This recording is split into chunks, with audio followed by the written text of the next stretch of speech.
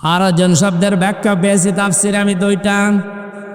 এক নম্বরে, হে নবী, আপনি যখন কোরআন প্রচারে যাবেন, তাফসির করে শোনাবেন, দেখবেন অনেক মানুষ এমন সামনে বসা আছে, তারা কোরআনের বক্তব্য না বোঝার কারণে মন খারাপ করবে।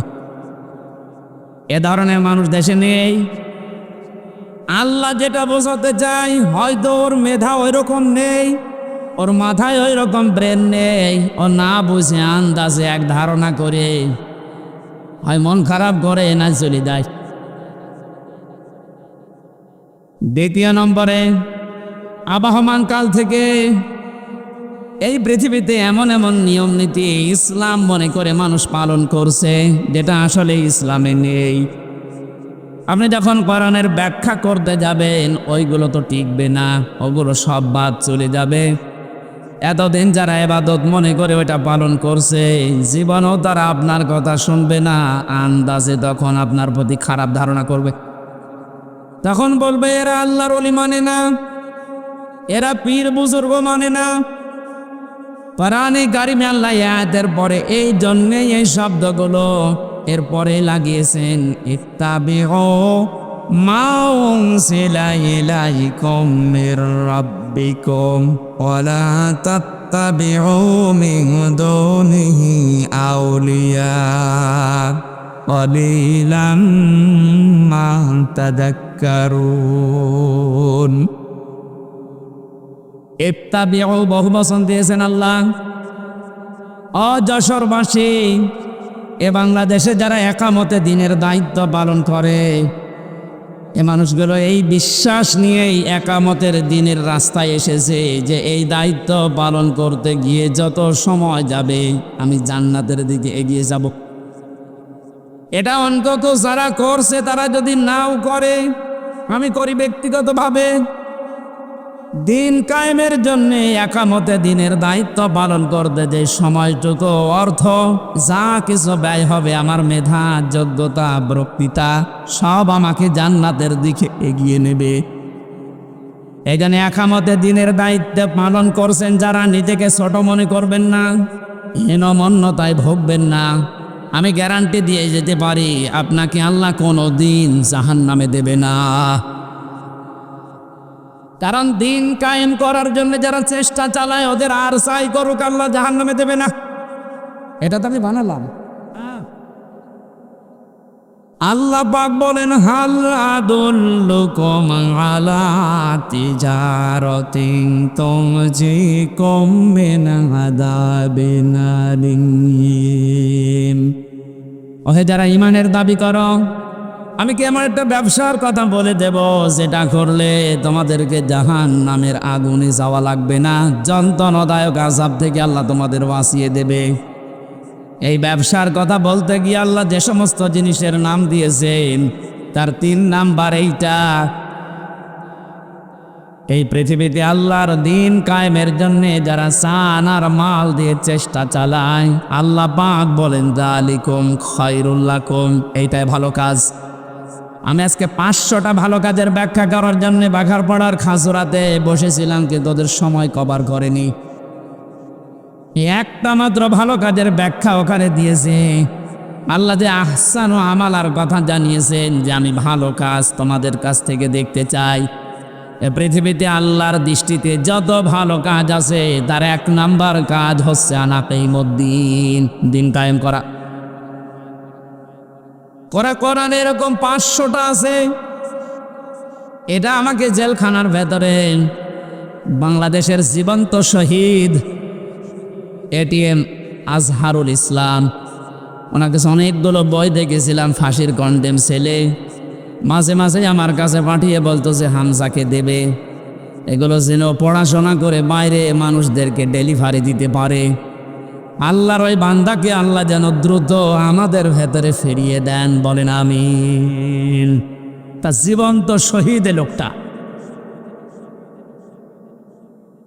যে সমস্ত মিথ্যা অপবাদগুলো দিয়ে ইসলামী আন্দোলনের একামতে দিনের দায়িত্বশীল মানুষগুলোকে দুনিয়া থেকে বিদায় করে দিয়েছে, পৃথিবী এখন প্রমাণ পাচ্ছে, দেখতে পাচ্ছে, এগুলো পুরাটাই প্রতিহিংসার ফসল।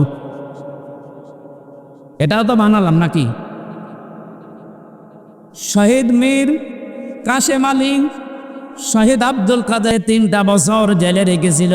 কয়েকদিন আগে আমার এ মামলা পুরা ওরা ঢিসমিস করে দিয়েছে, একেবারে বেকসুর খালাস দিয়েছে। তাহলে আদালত থেকে প্রমাণ পেয়েছে যে আমি নির্দোষ, আমার কোনো দোষ নেই। কথা বলেন না কেন? এই যে মোবাইলটাও 3 বছর পরে ফেরত দিল। তন্ন তন্ন করে খুঁজেছে এটা, গ্রামের বাড়ি থেকে শুরু করে একেবারে যেখানে থাকি আমি আকিস গ্রুপে ছিলাম, প্রত্যেকটা জায়গা চুলচেরা বিশ্লেষণ করে এই 3টা বছরের বড় মাত্র 5-6 দিন আগে আমাকে আদালত বলেছে আপনি মুক্ত, কোনো দোষ আপনার পেলাম না। আমি আদালতে মনে হয় বলতে গেলাম যে আমার নিয়ে আদালত, এই 3টা বছর তো আপনার কাছে আমার মামলা ছিল, এতদিন পর্যন্ত তো বললেন না যে না এ মামলার কোনো মাল ম্যাটারেস নেই, কি দেখে বিচার করব, এখন বলছেন কেন? উনি এটাই বলতো যে হুজুর কিচ্ছু করার নেই, আমার হাত বাঁধা। কি বাধা? বলেন বলেন। এদেশের 1628টা চেয়ার আছে, এই চেয়ার না, 1628টা চেয়ারের 1627টা চেয়ারে হাত বাঁধা ছিল, শুধু একটা চেয়ারের হাত খোলা ছিল।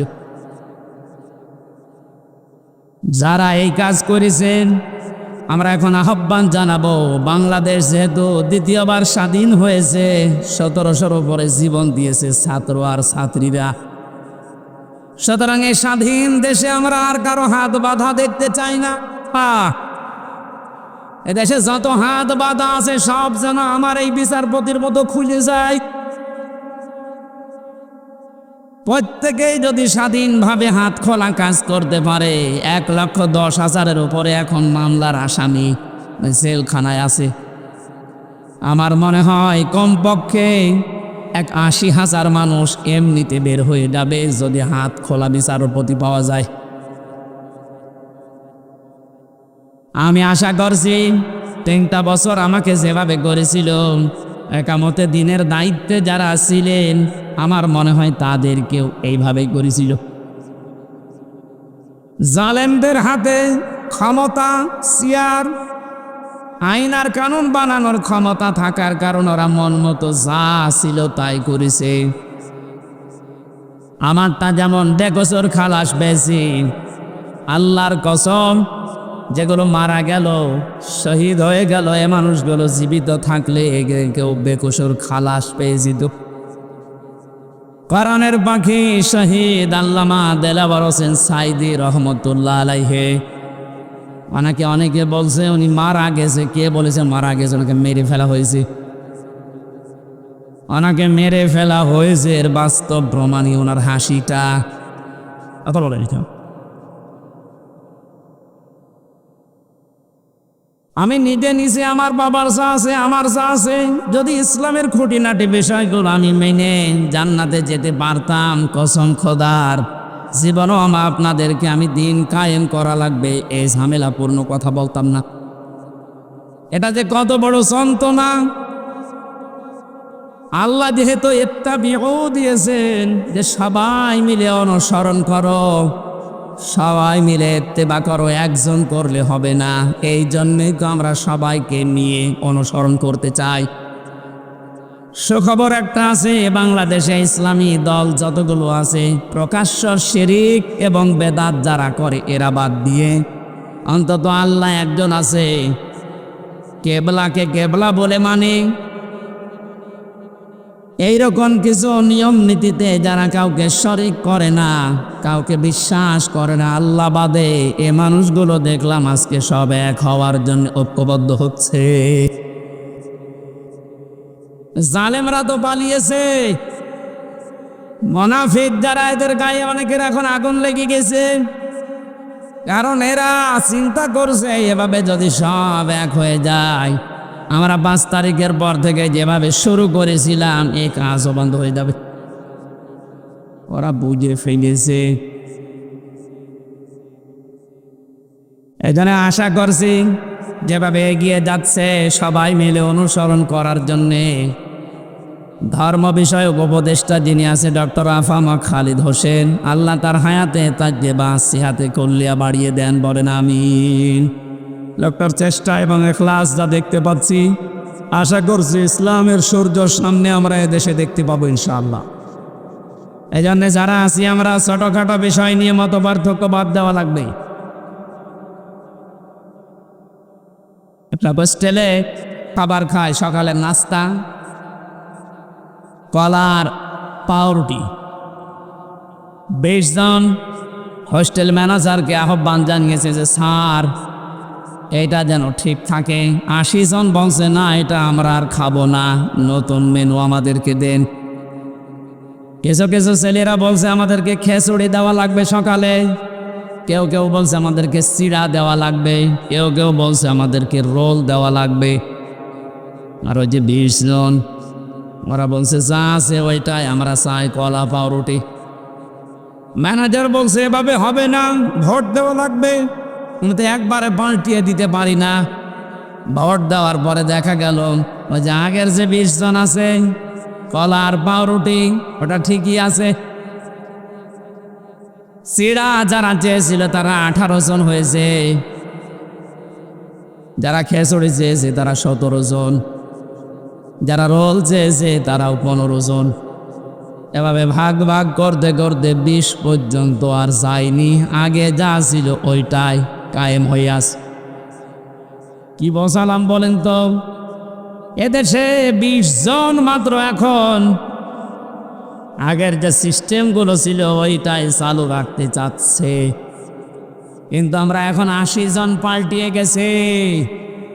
এই কথা বলছেন, আমরা এই 80 জন মিলে এখন যদি এই ছোটখাটো বিষয় নিয়ে মত পার্থক্য করি, কিয়ামতের আগে আমরা 20-এর উপরে যেতে পারবো না।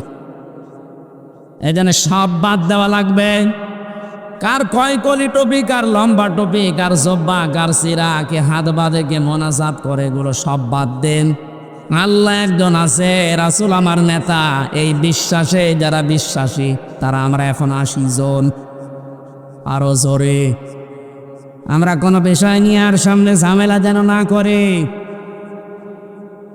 80 জন যদি ঠিক থাকতে পারি, ভোট যদি 80টা এক জায়গায় পড়ে, ওরা তো 20 জন চালিয়ে আসছে আগে থেকে, কিয়ামত পর্যন্ত ওরা আর বাড়বে না, কারণ আমাদের বরদোয়া লেগে আছে। রব্বি লা তাদার আলাল আরদি মিনাল কাফিরিনা দাইয়ারা ইন্নাকা ইন তাদারহুম ইউদিল্লু ইবাদাকা ওয়ালা ইয়ালিদু ইল্লা ফাজিরান কাফফারা। বলেন আল্লাহু আকবার। হযরত নূহ দোয়া করেছিলেন, মাবুদ বহু চেষ্টা চালিয়েছি 9.5 বছরে 900 বছর ধরে, এ মানুষ ভালো হয়নি, তোমার কাছে আমি শেষ পর্যায়ে বরদোয়া দিলাম, এদের আন্ডা বাচ্চা পর্যন্ত যেন জমিনে না থাকে, কারণ যেইটা থাকবে ওইটা দিয়ে তোমার বান্দাদেরকে গোমরা বানাবে।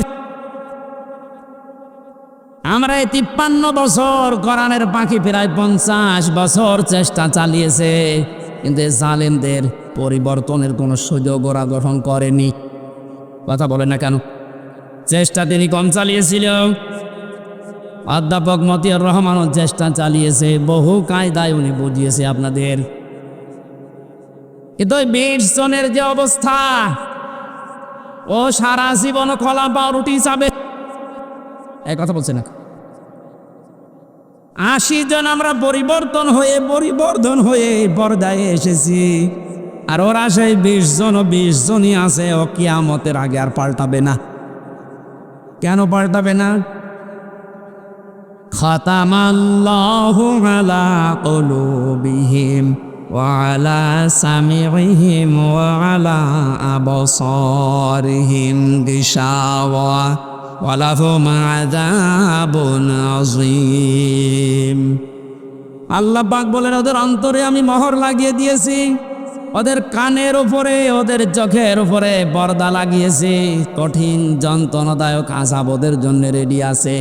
কারণ এই পৃথিবীতে যারা আল্লাহর কালামকে অপমান করার চেষ্টা চালায় তাদেরকে আল্লাহ হেদায়েত থেকে বঞ্চিত করে দেয়। হযরতে আব্দুল্লাহ বিন মাসউদ রাদিয়াল্লাহু তাআলা আনহু কোরআনে কারিমের সূরা রহমান নাযিল হওয়ার পর বিশ্ব নবীকে জানিয়েছিলেন, হে নবী, আমারে অনুমতি দেন আমি কাবার চত্বরে একটু তেলাওয়াত করি। ওনার কণ্ঠটা খুব সুন্দর ছিল। ডাক দিয়ে বলেন, ঠিক আছে, মন খুলে দিয়ে পড়তে থাকো। সূরা রহমান হচ্ছে কোরআনে কারিমের সব চাইতে সুন্দর সূরা। তিনি তেলাওয়াত আরম্ভ করলেন, আর রহমানু আল্লামাল কোরআন খালাকাল ইনসানা আল্লামাহুল বায়ান। তেলাওয়াত করছিলেন এভাবে, হঠাৎ আবু জেহেল শব্দ শোনার পরে এসে হযরতে আব্দুল্লাহ বিন মাসউদের কানের উপরে দিয়েছিলেন এক থাপ্পড়। কান দিয়ে গল গল করে রক্ত বের হয়ে ওই দিন থেকে তিনি চিরদিনের জন্যে কালা হয়ে যান, আর শুনতে পাননি। এই যে বধির হয়ে গিয়েছিলেন কানে, বদরের ময়দানে আল্লাহ পাক কোরআনে কারিমের অপমানের শোধ নিয়েছিলেন। যখন আবু জেহেল ঠান্ডা ফ্রিজের মতো পড়েছিল মাজার মুআব্বিজের বাড়ি খেয়ে, আব্দুল্লাহ বিন মাসউদ ওখানে যাবার পরে দেখলেন ঠান্ডা ফ্রিজ পড়ে আছে। বুকের উপর চড়ে বসলেন, ডাক দিয়ে বলেন, তা আবু জেহেল, তোমাকে আমি সময় দিলাম এখনো পর্যন্ত মুহাম্মদুর রাসূলুল্লাহর কালেমাটা মেনে নাও। আমি নবীর কাছে সুপারিশ করব, বিশ্ব নবী তোমারে মাফ করে দেবে।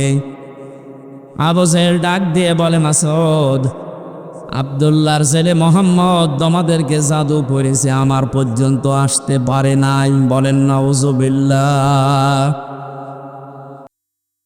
আমার ভাইরা, হযরত আব্দুল্লাহ বিন মাসউদ দৌড় দিলেন নবীজির রওজার কাছে। তাঁবুর ভেতরে দেখেন বিশ্ব নবী মুহাম্মদুর রাসূলুল্লাহ হাত তুলে মোনাজাতে লিপ্ত আছে। তিনি দেখলেন মোনাজাত যখন চলছে, আমি আর একবার যাই। ওই যে যারা পড়ে আছে এখনো মরে নাই, ওদের ভেতরে গিয়ে দেখলেন আবু জেহেল এখনো খাবি খাচ্ছে। ডাক দিয়ে বলে, তোরে সময় দিয়েছিলাম, আর একবার দিলাম, বল। ও আবার একই কথা জানিয়েছে। তিনি আর একবার ঘোড়া দিয়ে এসে বললেন, বল। এবার আরেকটু বাড়িয়ে বলেছে, আব্দুল্লাহর বলা মোহাম্মদ তোমাদেরকে জাদু করেছে, আমার পর্যন্ত আসতে পারে নাই। ওরা আমি এখনো যদি পাই এখনো টুকরা টুকরা করব। হযরত ইবনে মাসউদ বললেন, না, এতক্ষণ তোরে সময় দিয়েছিলাম, আমি আর সময় দিলাম না। তুই যখন মুহাম্মদুর রাসূলুল্লাহর উপরে এই দাবি তুললি, তোরে আমি শেষ করে দেব। তরবারি বের করে গলার ভেতরে লাগিয়েছেন।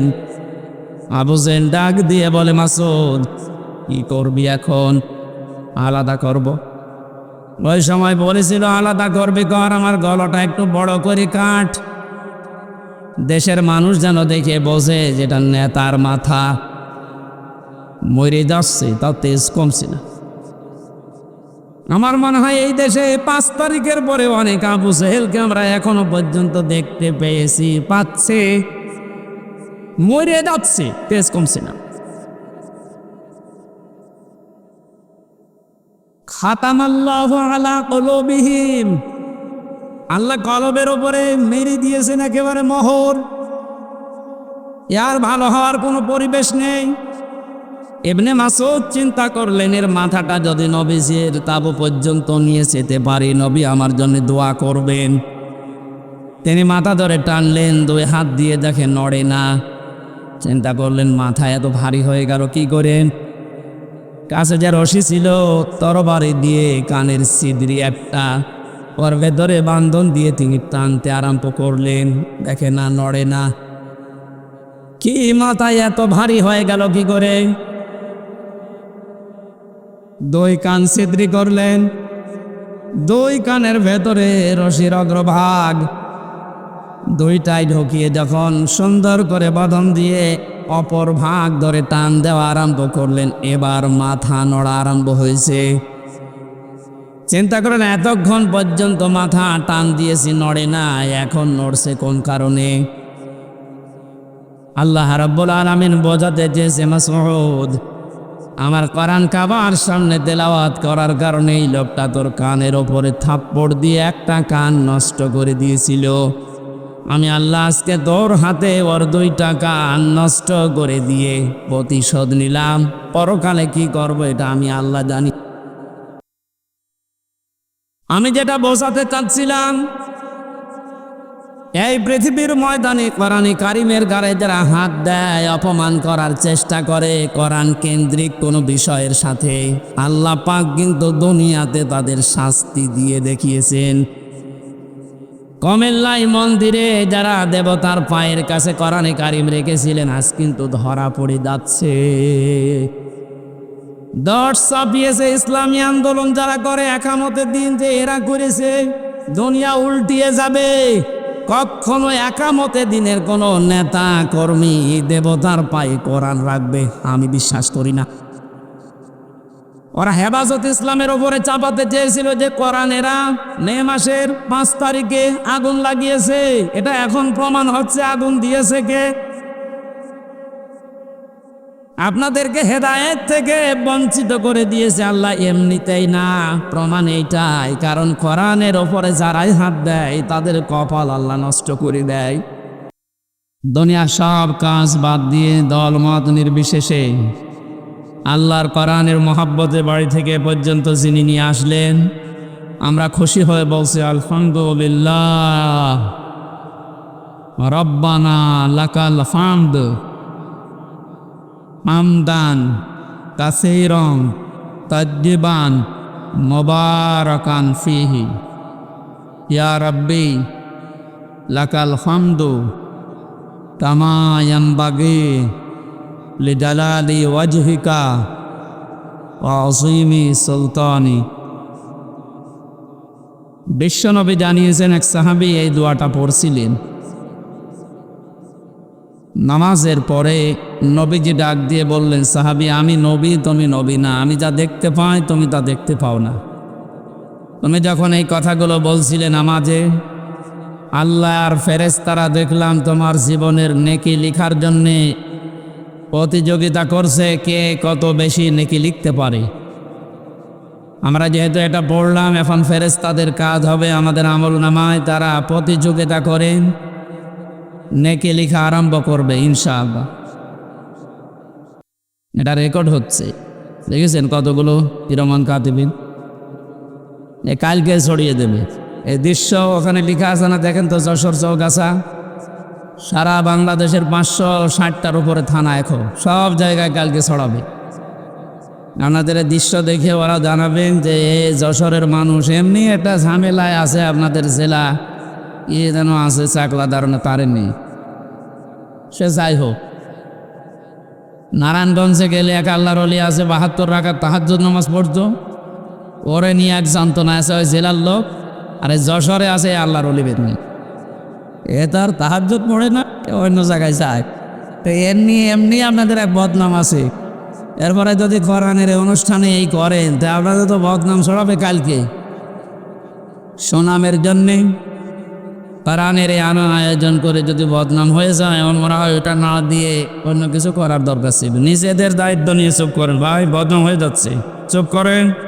এ খুলনা আমার বিভাগ তো, এই জন্য একটু ঝামেলা বেশি। ওরা সারা জীবন রংপুর বিভাগের মানুষদেরকে একটা নাম বলি মফিজ। ওরা মফিজ হলেও ভালো, নরম সরম, উদার আছে।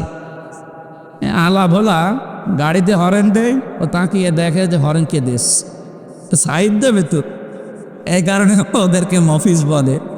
এদের ওরা গরিব মানুষ তো, রংপুর বিভাগের মানুষেরা। ওরা নবীজির হাদিস অনুযায়ী অন্যান্য বিভাগের চাইতে 500 বছর আগে জান্নাতে যান। অনিদের চাইতে গরিব কত বছর আগে জান্নাতে যাবে? তোদের আর একটা সমস্যা আছে, ওটা বিড়ি বেশি খায়। আমাদের বিভাগে তৈরি হয় এটা আর খায় ওরা। আমি যেখানে ছিলাম আকিস গ্রুপে, স্যারকে বলেছিলাম যে এইটা বাদ দিন, যদিও এটা দিয়ে আপনাদের শুরুতে এটা বাদ দিয়ে অন্তত কোনো খাবার বানান। ওনারা এটা আমেরিকার কাছে বিক্রি করে দিয়েছে কত হাজার কোটি টাকায় যেন। ময়দা দিয়ে এখন খাবার বানায়, 65 রকমের খাবার আকিস গ্রুপ এখন বাংলাদেশ সহ বিশ্বে সাপ্লাই দিচ্ছে। উনি একটা আফসোস করে বলেছিল যে জাতির লোকেরা, আকিস মিয়া, যে যতদিন পর্যন্ত আমি বিড়ি বানালাম ততদিন কেউ আমারে ফতোয়া দিল না। যখন আমি মানুষের রোগ প্রতিরোধের জন্যে, রোগ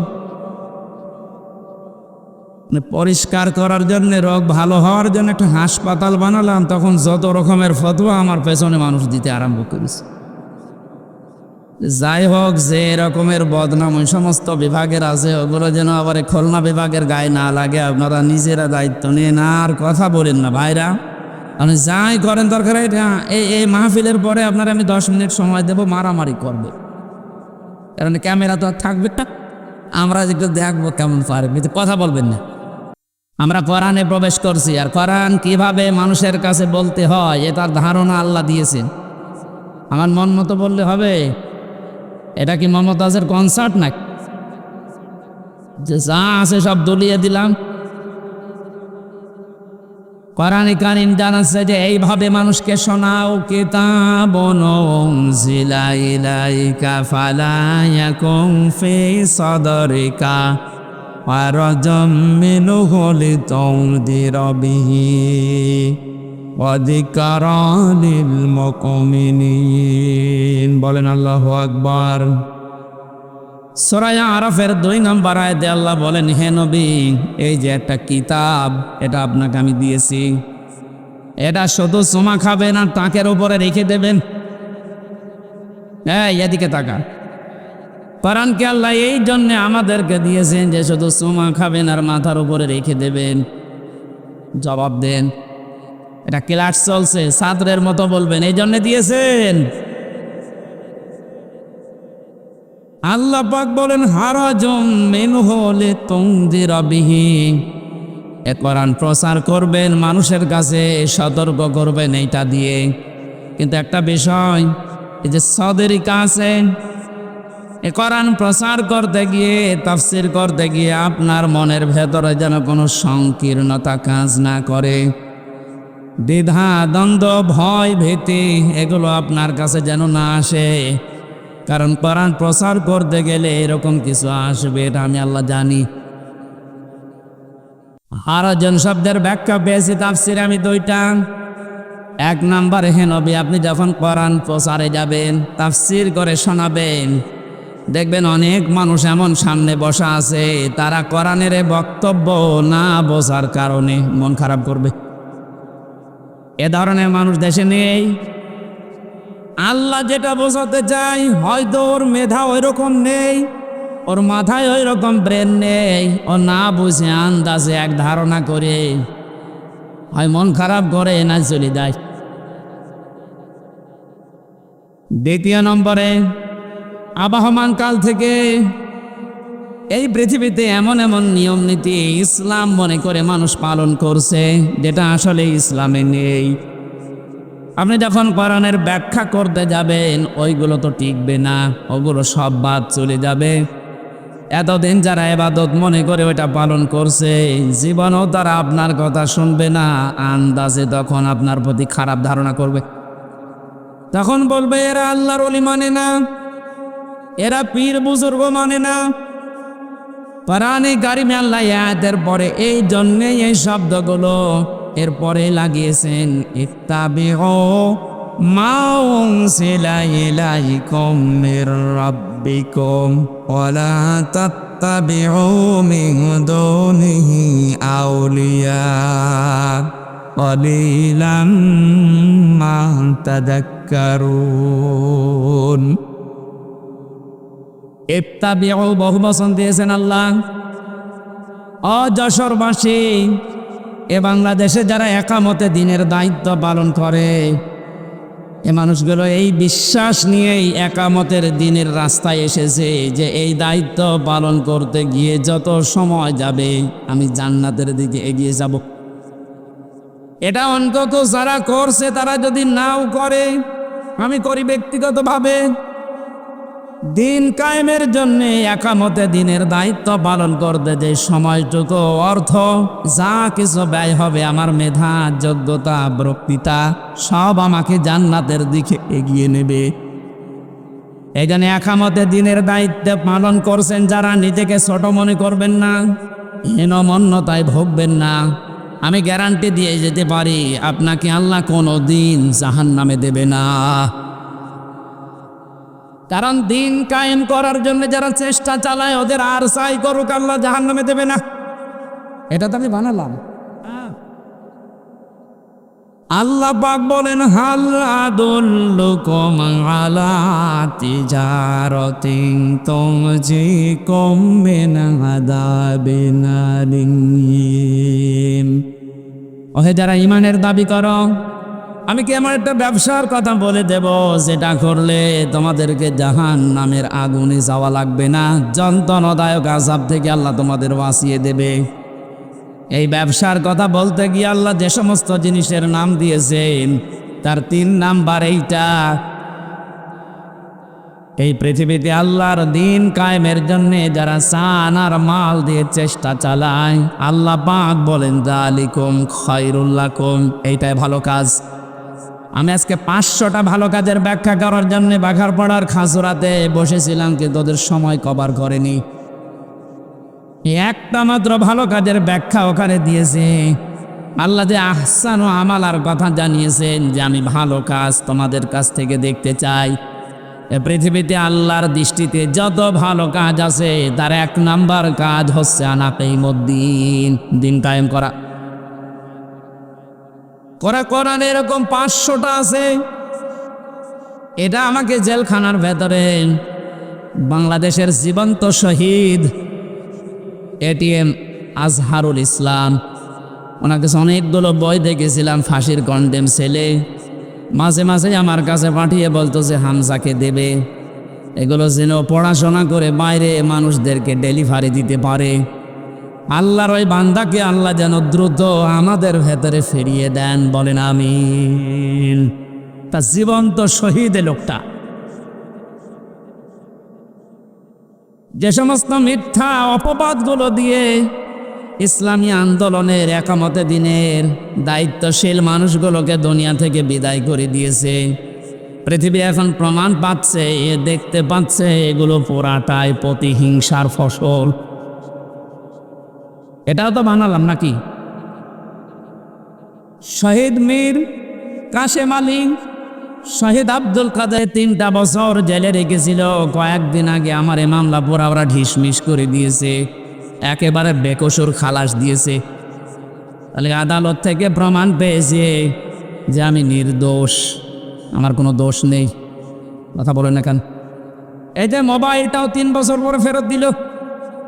তন্ন তন্ন করে খুঁজেছে, এটা গ্রামের বাড়ি থেকে শুরু করে একেবারে যেখানে থাকি, আমি আকিস গ্রুপে ছিলাম, প্রত্যেকটা জায়গা চুলচেরা বিশ্লেষণ করে এই 3টা বছরের পর মাত্র 5-6 দিন আগে আমাকে আদালত বলেছে আপনি মুক্ত, কোনো দোষ আপনার পেলাম না। আমি আদালতে মনে হয় বলতে গেলাম যে আমার নিয়ে আদালত, এই 3টা বছর তো আপনার কাছে আমার মামলা ছিল, এতদিন পর্যন্ত তো বললেন না যে না এ মামলার কোনো মাল ম্যাটারেস নেই, কি দেখে বিচার করব, এখন বলছেন কেন? উনি এটাই বলতো যে হুজুর কিচ্ছু করার নেই, আমার হাত বাঁধা। কি বাধা বলেন বলেন? এদেশের 1628টা চেয়ার আছে, এই চেয়ার না,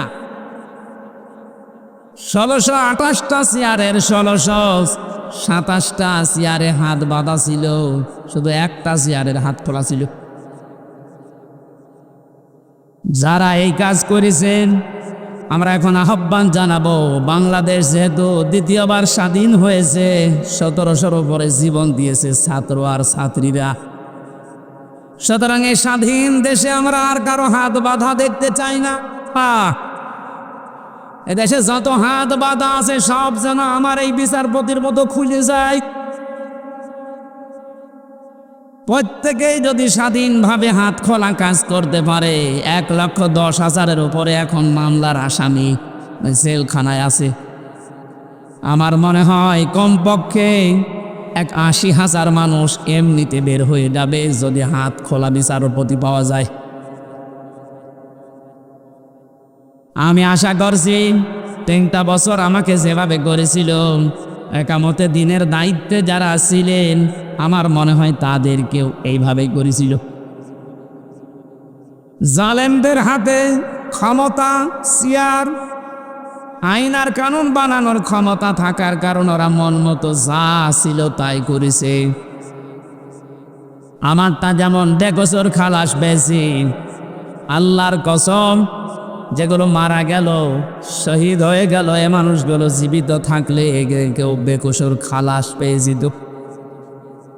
কোরআনের পাখি শহীদ আল্লামা দেলাওয়ার হোসেন সাইদি রহমতুল্লাহ আলাইহি, অনেকে বলছে উনি মারা গেছে। কে বলেছে মারা গেছে? ওনাকে মেরে ফেলা হয়েছে। ওনাকে মেরে ফেলা হয়েছে, এর বাস্তব প্রমাণই ওনার হাসিটা।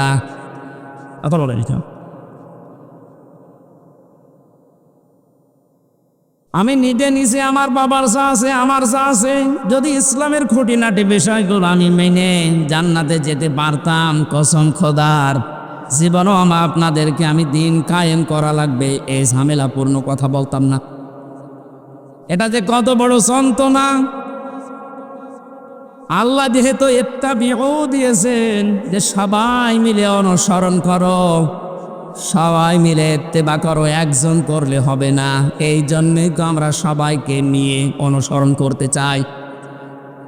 সুখবর একটা আছে, বাংলাদেশে ইসলামী দল যতগুলো আছে প্রকাশ্য শিরিক এবং বেদাত যারা করে এরা বাদ দিয়ে অন্তত আল্লাহ একজন আছে, কেবলাকে কেবলা বলে মানে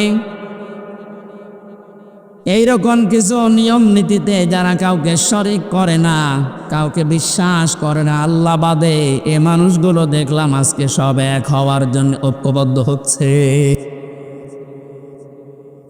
জালেমরা তো পালিয়েছে, মুনাফিক যারা এদের গায়ে অনেকের এখন আগুন লেগে গেছে, কারণ এরা চিন্তা করছে এভাবে যদি সব এক হয়ে যায়, আমরা 5 তারিখের পর থেকে যেভাবে শুরু করেছিলাম এই কাজও বন্ধ হয়ে যাবে। ওরা বুঝে ফেলেছে। এই জন্য আশা করছি যেভাবে এগিয়ে যাচ্ছে সবাই মিলে অনুসরণ করার জন্যে ধর্ম বিষয়ক উপদেষ্টা যিনি আছে ডক্টর আফামা খালিদ হোসেন, আল্লাহ তার হায়াতে তার যে সিহাতে কল্লিয়া বাড়িয়ে দেন, বলেন আমিন। লোকটার চেষ্টা এবং ইখলাস যা দেখতে পাচ্ছি, আশা করছি ইসলামের সূর্য সামনে আমরা এদেশে দেখতে পাবো ইনশাআল্লাহ। এই জন্যে যারা আছি আমরা ছোটখাটো বিষয় নিয়ে মত পার্থক্য বাদ দেওয়া লাগবে। একটা হোস্টেলে খাবার খায়, সকালের নাস্তা কলার পাউরুটি। 20 জন হোস্টেল ম্যানেজারকে আহ্বান জানিয়েছে যে স্যার এটা যেন ঠিক থাকে। 80 জন বলছে না, এটা আমরা আর খাবো না, নতুন মেনু আমাদেরকে দেন। কিছু কিছু ছেলেরা বলছে আমাদেরকে খিচুড়ি দেওয়া লাগবে সকালে, কেউ কেউ বলছে আমাদেরকে চিড়া দেওয়া লাগবে, কেউ কেউ বলছে আমাদেরকে রোল দেওয়া লাগবে। আর ওই যে 20 জন ওরা বলছে যা আছে ওইটাই আমরা চাই, কলা পাউরুটি।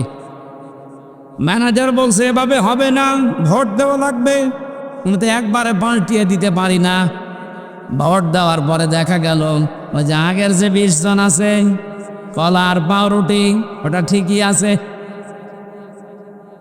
চিড়া যারা চেয়েছিল তারা 18 জন হয়েছে, যারা খিচুড়ি চেয়েছে তারা 17 জন, যারা রোল চেয়েছে তারাও 15 জন। এভাবে ভাগ ভাগ করতে করতে 20 পর্যন্ত আর যায়নি, আগে যা ছিল ওইটাই কায়েম হয়ে আছে। কি বসালাম বলেন তো? এদেশে 20 জন মাত্র এখন, আগের যে সিস্টেমগুলো ছিল ওইটাই চালু রাখতে চাচ্ছে, কিন্তু আমরা এখন 80 জন পাল্টিয়ে গেছে।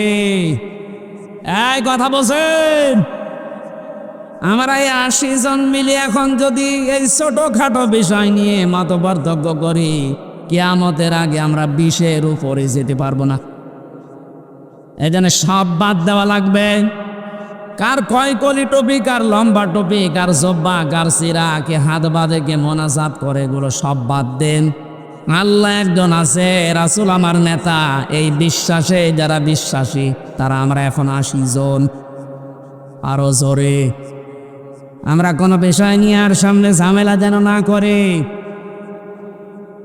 ৮০ জন যদি ঠিক থাকতে পারি, ভোট যদি ৮০টা এক জায়গায় পড়ে, ওরা তো ২০ জন চালিয়ে আসছে আগে থেকে, কিয়ামত পর্যন্ত ওরা আর বাড়বে না, কারণ আমাদের বরদোয়া লেগে আছে। রব্বি লা তাদার আলাল আরদি মিনাল কাফিরিনা দাইয়ারা ইন্নাকা ইন তাদারহুম ইউদিল্লু ইবাদাকা ওয়ালা ইয়ালিদু ইল্লা ফাজিরান কাফফারা। বলেন আল্লাহু আকবার।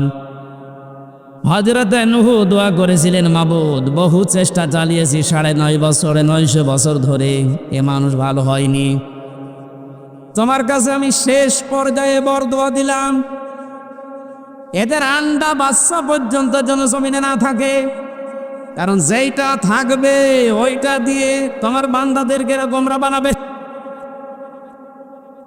আমরা এই ৫৩ বছর, কোরআনের পাখি প্রায় ৫০ বছর চেষ্টা চালিয়েছে, কিন্তু জালেমদের পরিবর্তনের কোনো সুযোগ ওরা গ্রহণ করেনি। কথা বলে না কেন? চেষ্টা তিনি কম চালিয়েছিল। অধ্যাপক মতিয়ার রহমানও চেষ্টা চালিয়েছে, বহু কায়দায় উনি বুঝিয়েছে আপনাদের। কিন্তু ২০ জনের যে অবস্থা, ও সারা জীবন কলা পাউরুটি চাবে। এই কথা বলছে না? ৮০ জন আমরা পরিবর্তন হয়ে পর্দায় এসেছি, আর ওরা সেই ২০ জনই আছে, ও কিয়ামতের আগে আর পাল্টাবে না। কেন পাল্টাবে না?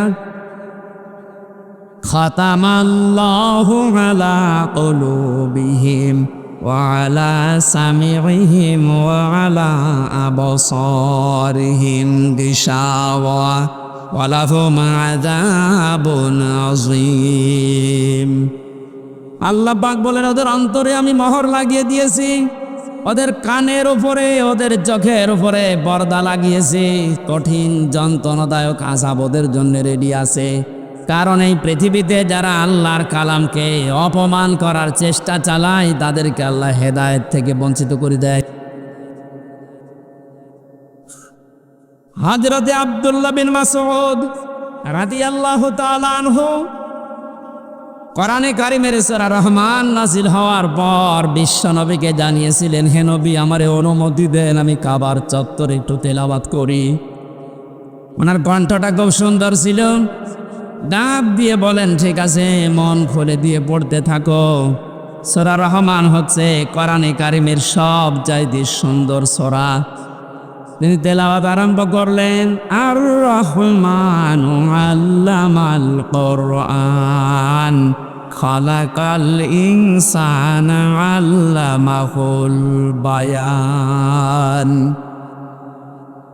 তেলাওয়াত করছিলেন এভাবে, হঠাৎ আবু জেহেল শব্দ শোনার পরে এসে হযরতে আব্দুল্লাহ বিন মাসউদের কানের উপরে দিয়েছিলেন এক থাপ্পড়। কান দিয়ে গলগল করে রক্ত বের হয়ে ওই দিন থেকে তিনি চিরদিনের জন্যে খালা হয়ে যান, আর শুনতে পাননি। এই যে বধির হয়ে গিয়েছিলেন কানে, বদরের ময়দানে আল্লাহ পাক কোরআনে কারিমের অপমানের শোধ নিয়েছিলেন।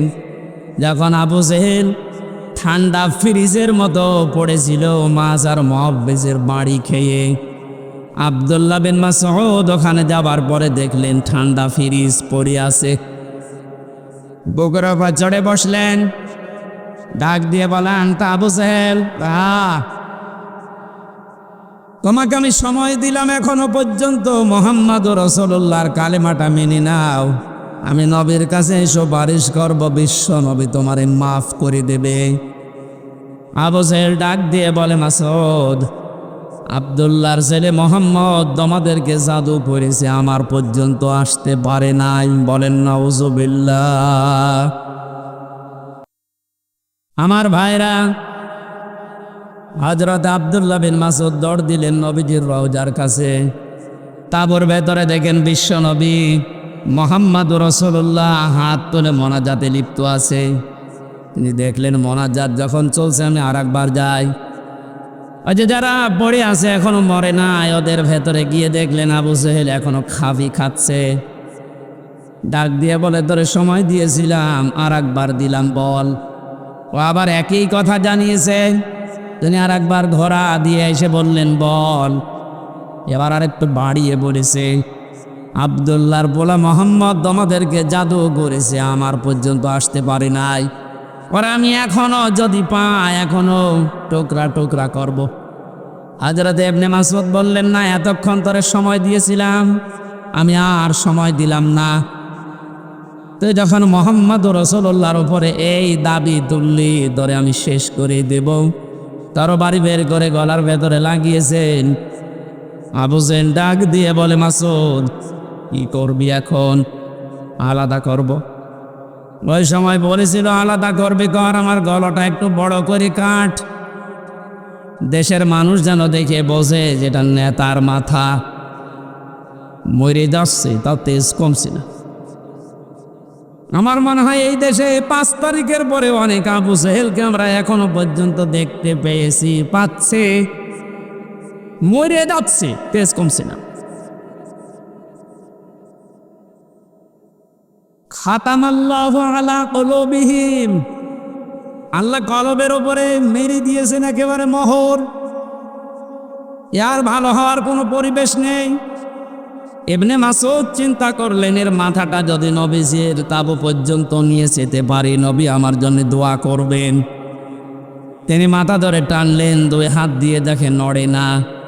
চিন্তা করলেন, মাথা এত ভারী হয়ে গেল কি করেন? কাছে যে রশি ছিল, তরবারি দিয়ে কানের ছিদ্রি একটা, ওর ভেতরে বান্ধন দিয়ে তিনি টানতে আরম্ভ করলেন। দেখে না, নড়ে না। কি মাথায় এত ভারী হয়ে গেল কি করে? 2 কান ছিদ্রি করলেন। 2 কানের ভেতরে রশির অগ্রভাগ 2টাই ঢুকিয়ে যখন সুন্দর করে বাঁধন দিয়ে অপর ভাগ ধরে টান দেওয়া আরম্ভ করলেন, এবার মাথা নড়া আরম্ভ হয়েছে। চিন্তা করেন, এতক্ষণ পর্যন্ত মাথা টান দিয়েছি, নড়ে না, এখন নড়ছে কোন কারণে? আল্লাহ রাব্বুল আলামিন বোঝাতে চেয়েছে, মাসউদ, আমার কোরআন কাবার সামনে তেলাওয়াত করার কারণে এই লোকটা তোর কানের ওপরে থাপ্পড় দিয়ে একটা কান নষ্ট করে দিয়েছিল। আমি আল্লাহ আজকে তোর হাতে ওর 2টা কান নষ্ট করে দিয়ে প্রতিশোধ নিলাম। পরকালে কি করব এটা আমি আল্লাহ জানি। আমি যেটা বোঝাতে চাচ্ছিলাম, এই পৃথিবীর ময়দানে কোরআনে কারিমের গায়ে যারা হাত দেয়, অপমান করার চেষ্টা করে কোরআন কেন্দ্রিক কোনো বিষয়ের সাথে, আল্লাহ পাক কিন্তু দুনিয়াতে তাদের শাস্তি দিয়ে দেখিয়েছেন। কুমিল্লায় মন্দিরে যারা দেবতার পায়ের কাছে কোরআনে কারিম রেখেছিলেন, আজ কিন্তু ধরা পড়ে যাচ্ছে। দশ ছাপিয়েছে ইসলামী আন্দোলন যারা করে, একামতের দিন যে এরা করেছে, দুনিয়া উল্টিয়ে যাবে। কখনো একামতের দিনের কোন নেতা কর্মী দেবতার পায়ে কোরআন রাখবে আমি বিশ্বাস করি না। ওরা হেফাজত ইসলামের ওপরে চাপাতে চেয়েছিল যে কোরআন এরা মে মাসের 5 তারিখে আগুন লাগিয়েছে। এটা এখন প্রমাণ হচ্ছে আগুন দিয়েছে কে? আপনাদেরকে হেদায়েত থেকে বঞ্চিত করে দিয়েছে আল্লাহ এমনিতেই না, প্রমাণ এইটাই। কারণ কোরআনের ওপরে যারাই হাত দেয় তাদের কপাল আল্লাহ নষ্ট করে দেয়। আমার ভাইরা, আমরা সবাই মিলে অনুসরণ করব, কারণ হচ্ছে আমি একা একা অনুসরণ করার কথা আল্লাহ এখানে দেননি, বহু বচন দিয়েছেন। এজন্য সবাইকে নিয়ে অনুসরণ করতে চাচ্ছি। কিন্তু যাদের কপালে কোরআনের কারণে মোহর মারা আছে এই 20 জন, কলা পাউরুটি যারা চেয়েছে ও মরণ পর্যন্ত ওইটাই চাইবে। ওরা চাইতে থাক, আমরা তো এখনো 80 কয়জন? 80 বলেন, বলেন আরো জোরে বলেন আর একবার। 80 জন যদি এবার ভুল করেন, 20 কিন্তু আবার আসবে। ভুল করা যাবে? বলেন। একটু মিলিয়ে দেখেন তো কোথায় 80 আর কোথায় 20। এরপরও আমরা পারি না, কারণ আমরা কেউ 18, কেউ 17, কেউ 15, কেউ 14। আর ওরা যেহেতু আবহমান কাল থেকে আসতেছে 20। আমরা আর এই 17, 18, 19-এ থাকবো না, আমরা এখন 80 হয়ে যাব ইনশাল্লাহ। সময় যেহেতু সামনে আসছে, আমরা 80 হব না 20 থাকবো ইনশাল্লাহ। এটা করতে হলে সবাই মিলে আজ অনুসরণ করা লাগবে আল্লাহ যেটা দিয়েছে। তার নাম কি বলেন বলেন? আল্লাহ পাক আয়াতের পরবর্তীতে জানিয়েছেন, ওয়ালা তাত্তাবিউ মিন দুনিহি আউলিয়া। কোরআন বাদ দিয়ে পৃথিবীর কোন ওলি আল্লাহর অনুসরণ করার দরকার নেই। প্রশ্ন আসতে পারে, আল্লাহ কি তার ওলিদের বিরুদ্ধে? না। সূরা ইউনূসের ৬২ নম্বর আয়াত 11 নম্বর পারার 15 নম্বর পৃষ্ঠার 1 নম্বর লাইনে আছে, আলা ইন্না আউলিয়া আল্লাহি লা খাউফুন আলাইহিম ওয়ালা হুম ইয়াহজানুন। আল্লাহ পাক বলেন, কোনো ভয় নেই, কোনো চিন্তা নেই। আমার ওলি যারা, তাদের কোনো ভয় চিন্তা নেই। তাদেরকে সতর্ক করলাম, সুসংবাদ জানালাম, এদের ব্যাপারে তোমরা সাবধান থাকবা, এদের ভয় চিন্তা নেই। অথচ সূরা আরাফের 3 নম্বর আয়াতে বললেন কোনো অনুসরণ করার দরকার নেই। ওই আয়াতের সাথে আয়াতের কোনো মিল পাচ্ছি না। তাহলে আল্লাহর কথাও চাচা এরশাদের মতো, সকালে একটা বিকেল আর একটা।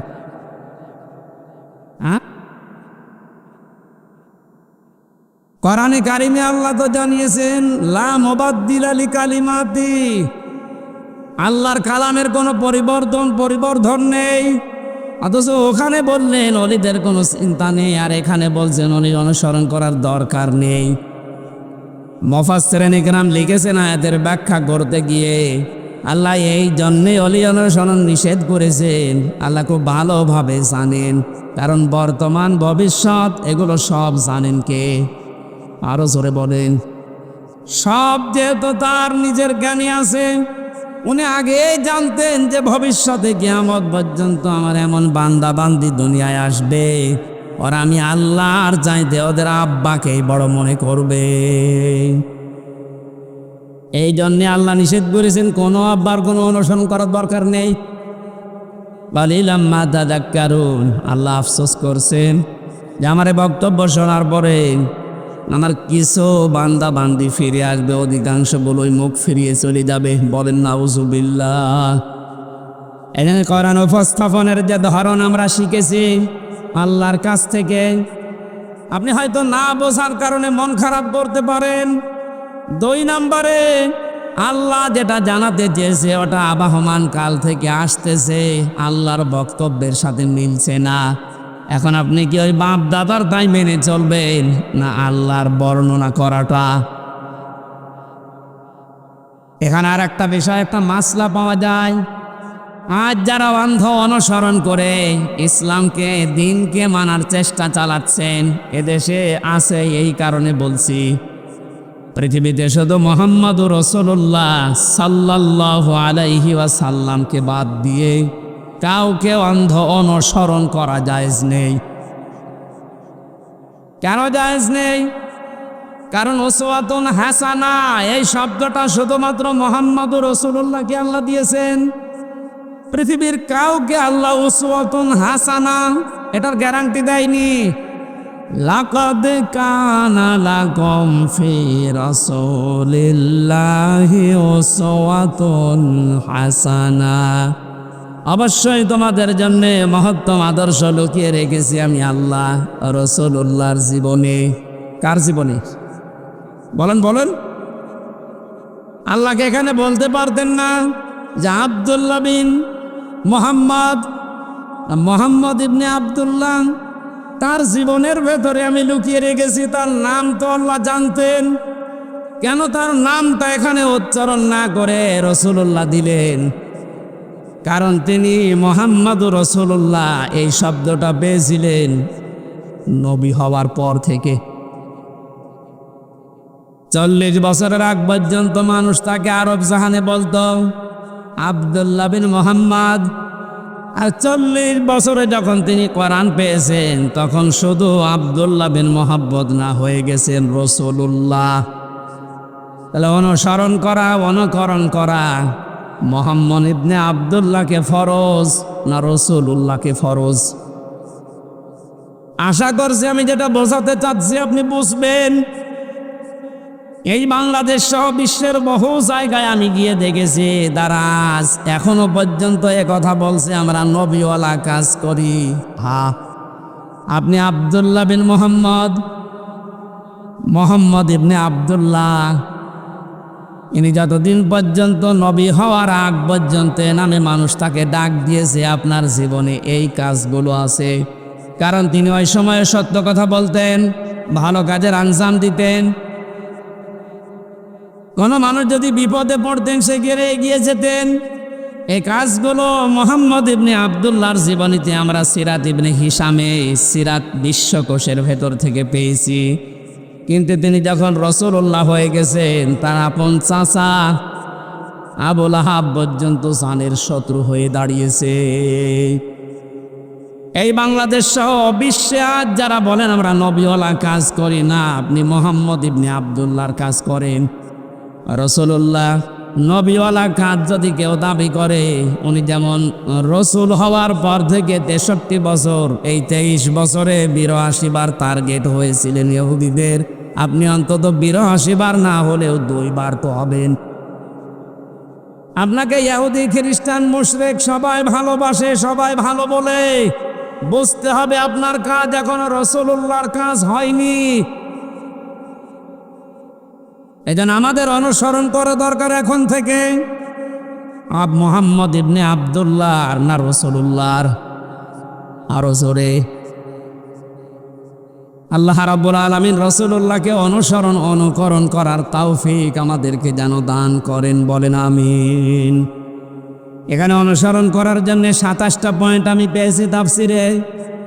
বিশ্ব নবীকে অনুসরণ করা লাগবে এই কারণে, قل إن كنتم تحبون الله فاتبعوني يحببكم الله إلى آخر آية।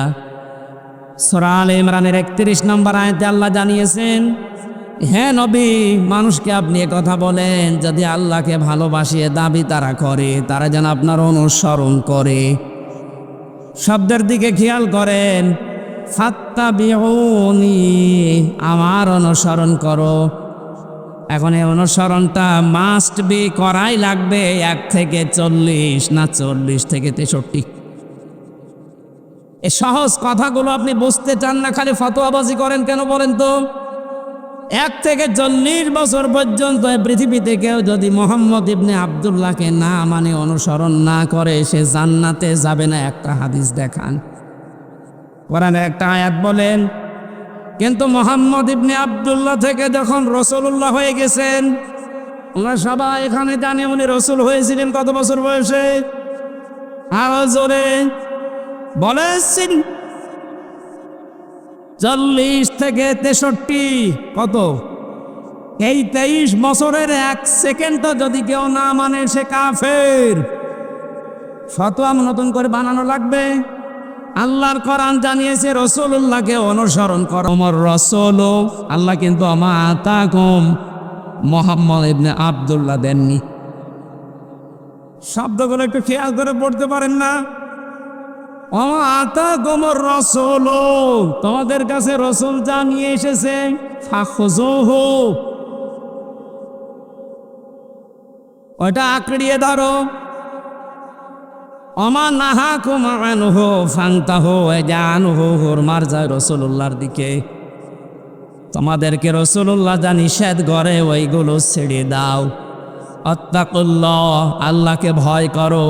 ইন্নাল্লাহা শাদীদুল ইকাব, অবশ্যই আল্লাহর আযাব বড় কঠিন। এবার আসেন তো আয়াতের মূল শিক্ষায়। বিশ্ব নবী মুহাম্মদ রাসূলুল্লাহ আমরা সবাই স্বীকার করে নিচ্ছি যে উনি হয়েছিলেন 40 বছরে, না জন্মের পরেই? আরো জোরে বলেন। ওনাকে অনুসরণ করা লাগবে কি মোহাম্মদ ইবনে আব্দুল্লাহ হিসাবে না রাসূলুল্লাহ হিসাবে? রাসূলুল্লাহ হিসাবে অনুসরণ করলে এখানে ফাত্তাবিউনি দিয়েছেন। আল্লাহকে ভালোবাসিয়ে দাবি যদি করে থাকো, এখানে ইহুদি খ্রিস্টান বৌদ্ধ ৪,৫০০ ধর্মের লোকেরা আছে, প্রত্যেকেই তার দেবতা বলেন, ভগবান বলেন, গড বলেন, যাই বলেন, সবাই কিন্তু বোঝাতে চায় কাকে? বলেন বলেন। কিছু রূপক জিনিস হয়তো তারা বানায়, কিন্তু আসল কিন্তু আল্লাহ। আপনি হিন্দুদের বিপদে পড়লে দেখবেন রূপক যে 12 মাসে 13 পূজা করে, 33 কোটি দেবতা ওদের, একটার উপর পূর্ণ বিশ্বাস ওদের নেই। ওদের বিশ্বাসও একজন আছে। আমার তো অনুষ্ঠানগুলো ভারতে বেশি থাকতো আগে, 17, 18, 19 সালে আমি ভারতেই বেশি ছিলাম। দেখেছি ওই সমস্ত জায়গায় বিপদে পড়লে হিন্দু ড্রাইভার আমার যে চালিয়ে নিয়ে যেত কলকাতায়, ও বেটা হিন্দু মানুষ, ভগবানকে ডাকা বাদ দিয়ে বিপদে পড়লি, চরম বৃষ্টি যখন, তখন বলছে উপরওয়ালা একজন আছে। আমার বাস্তব জীবনে আমি দেখেছিলাম চরমনায়, বরিশালে যখন ছোটবেলায় যেতাম, ওই সময় তো ব্রিজ ছিল না, নৌকায় যাওয়া লাগতো, লঞ্চে যাওয়া লাগতো। একবার ওঠার পরে দেখি বিশাল ঝড় উঠেছে। আমরা যারা মুসলমান পড়ছি লা ইলাহা ইল্লাল্লাহ, লা ইলাহা ইল্লা আনতা সুবহানাকা ইন্নী কুনতু মিনাজ জালিমিন। সামনে দেখলাম দাদা আর দাদি বসে আছে হিন্দু, ওরাও পড়ছে লা ইলাহা ইল্লাল্লাহ। বললাম দাদা, চেহারা দেখে মনে হচ্ছে অন্য ধর্মের, মুসলমান হয়েছেন কবে? বলছে না, মুসলমান হয়নি, কালেমা পড়লেন। বলছে যে ঝড় উঠেছে ও কালী দুর্গার কাজ না, আল্লাহ লাগবে। ওরাও জানে যে একজন আছে, কথা বলেন ঠিক কিনা? যে যে ধর্মে তার নতুন নতুন রূপক অর্থে বানিয়ে নিয়েছে, কিন্তু আসল একজন আছে, এ কথা সবাই যেহেতু বলছে, আল্লাহ এ কথাই জানাতে চাচ্ছেন, তোমরা যারা বলো আল্লাহ তোমাকে ভালোবাসে, তোমাকে আমরা মহব্বত করি, আল্লাহ বলছেন এই কথার দাবি পূরণ করার জন্যে ফাত্তাবিউনি, আমার রাসূলের অনুসরণ করা লাগবে। কি করা লাগবে? এবার আমার প্রশ্ন, এখানে যারা জ্ঞানী মানুষ তাদের কাছে, এই অনুসরণ কি আংশিক না পূর্ণাঙ্গ? আরো জোরে বলেন। আজ এই বাংলাদেশ সহ বিশ্বের বহু মুসলমানেরা, আমি যে সিঙ্গাপুর, মালয়েশিয়া কয়েকটা রাষ্ট্র ঘুরে আসলাম এই 15-20 দিন আগ থেকে, বাস্তবতা দেখেছি হাজার হাজার লক্ষ লক্ষ আমাদের মতো মুসলমান আংশিক কিছু মানা, কিছু অনুসরণের মাধ্যমে ওরা মনে করছে আমরা নাজাত পেয়ে যাব। অথচ ফাত্তাবিউনি, আমার অনুসরণ করো। আমরা সবাই স্বীকার করছি অনুসরণ আংশিক না, এটা পূর্ণাঙ্গ। নাকি আংশিক? পূর্ণাঙ্গ অনুসরণ করবেন আপনি। এখন অনুসরণ যখন আরম্ভ করবেন, আল্লাহ বলেন ওয়াগফির লাকুম যুনুবাকুম, 2টা জিনিস আমি দেব। 1 নম্বরে জীবনের যত অপরাধ আছে, জাম বন্যা দিয়ে যুনুব বহু বচন দিয়েছেন। আপনি যদি অনুসরণ করা আরম্ভ করেন, আপনার জীবনে 2টা পুরস্কার আল্লাহ দেবে। যত অগণা ছিল পেছনে, সব আল্লাহ রাসূলের অনুসরণের কারণে মাফ করে দেবে। 2 নম্বরে আল্লাহ পাক যদি কাউকে মাফ করে দেয়, তার জন্য বানানো জান্নাত দেবে। এ কথা মানেন তো? এবার আসেন আমার মূল শিক্ষাটাই। এই বাংলা সহ বিশ্বের যত মুসলমানেরা আজ আমরা আংশিক অনুসরণ করে মনে করছি যে না, আমরা আল্লাহর ভালোবাসা মহব্বত পেয়ে গেছি। আপনি হয়তো নামাজে রাসূলকে মানেন, রোজাতে রাসূলকে মানেন, হজ করতে গিয়ে রাসূলের অনুসরণ মতো হজ করেন, যাকাত দিতে গিয়ে রাসূলুল্লাহর অনুসরণ করেন। বিশ্বনবী যে বিচার করেছিলেন কোরআন দিয়ে, সেইটাই আপনি আর রাসূলকে মানেন না, তখন মেনে নিয়েছেন ব্রিটিশকে। আরো আসতে বলেন, আপনার অনুসরণ কি আংশিক হয়েছে না পূর্ণাঙ্গ? আংশিক অনুসরণের মাধ্যমে আল্লাহর মহব্বত ভালোবাসা পাওয়া যাবে না। আর আল্লাহর মহাব্বত যদি পাওয়া না যায় জান্নাতও যাওয়া যাবে না। কারণ আল্লাহ ইউহিব্বুকুমুল্লাহ দিয়েছেন, এটা মজারে বর্তমান ভবিষ্যৎ, প্রেজেন্ট ফিউচার। কোন মানুষ যখন পূর্ণাঙ্গ অনুসরণের জন্য সিদ্ধান্ত নিয়ে লেগে পড়বে, আল্লাহ পাক বলেন আমিও তাকে ভালোবাসা শুরু করব।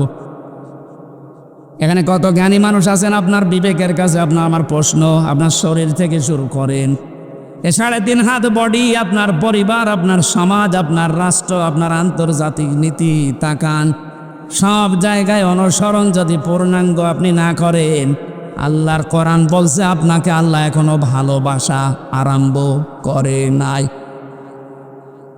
তাহলে এই আয়াত অনুযায়ী বাংলাদেশে হাজার হাজার পীর আল্লাহর ভালোবাসা এখনো পায়নি। দেশে পড়ে ফেললাম। আশা করছি আমি যেটা বোঝাতে চেয়েছি, এখন থেকে আর অপূর্ণাঙ্গ না, আমরা পূর্ণাঙ্গ অনুসরণ করতে চাই রাসূলুল্লাহকে। আজকের আমার তেলাওয়াতকৃত আয়াত ওইটাই, সূরা ইউনূস 25 নম্বর আয়াত, কোরআনে কারীমের 10 নম্বর সূরা। এটা 11টা রুকু আছে, 109টা আয়াত আছে, মক্কায় নাযিল হয়েছে। একটা আয়াত আর একটা আয়াতের আংশিক পড়েছি। আল্লাহ রাব্বুল আলামিনও জানিয়েছেন। এবার আমি তাফসীর আকারে শুরু করছি, জবান খুলে পড়েন। আউযু বিল্লাহি মিনাশ শাইতানির রাজিম, বিসমিল্লাহির রহমানির রহিম।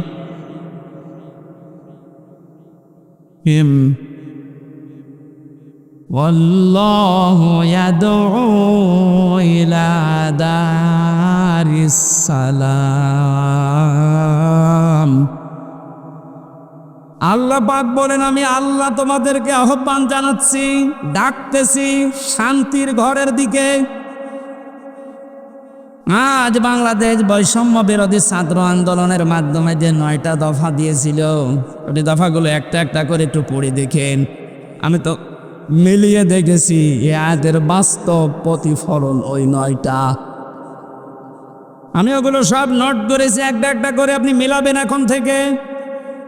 যারা আছেন যেখানে, দাঁড়িয়ে, বসে, শুয়ে, খুব অ্যাক্টিভ, আল্লাহ পাক বলেন আমি তোমাদেরকে ডাকি আমার শান্তির ঘরের দিকে। তামাম বাংলাদেশের এই 56,000 বর্গ মাইল মনে করেন একটা ঘর। এটা কি? আরো জোরে বলেন। আল্লাহ যে ঘরের দিকে ডাকতেছে ওই ঘরের নাম জান্নাত। ওই ঘরের নাম কি?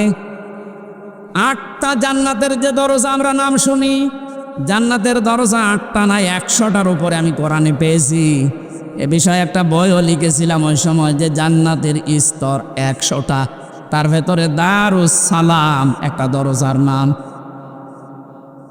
দারুস সালাম মানে শান্তির বাড়ি বা ঘর। আল্লাহ পাক এখানে ডাক দিয়েছেন যে তোমরা শান্তির ঘরে প্রবেশ করো। এই পৃথিবীর মানুষ যেটা উদাহরণ দিলে বসে বেশি আমি ওইভাবে সেট করেছি। বাস্তবে আমরা দেখি একটা ঘর যদি কেউ বানাতে চায় বসবাসের জন্য, শান্তি পাওয়ার জন্যে, ইসলাম শব্দটা এখানে আল্লাহ দিয়েছেন দারুস সালাম। সালাম সেলমন, এখান থেকে ইসলাম, এর শাব্দিক অর্থ হচ্ছে শান্তি। কিন্তু কেউ যদি সুখ পেতে চায়, এর আলাদা একটা আরবি শব্দ আছে রহাতুন। রহাতুন মানে সুখ। রহাতুন মানে কি?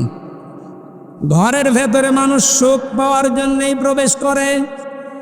এই যে এখান থেকে সারাদিন সারা রাত মানুষ কর্মজীবন শেষ করে যখন বাড়িতে যায়, ঘরে প্রবেশ করার সঙ্গে সঙ্গে একটা অজানা শোক আপনাকে ঘিরে ধরে।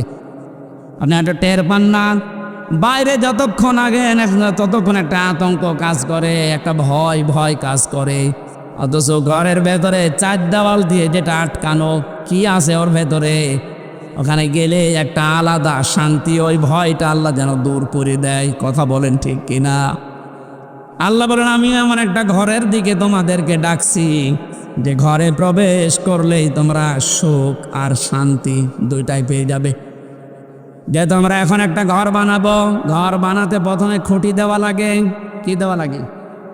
খুঁটি বা পিলার দেওয়া লাগে।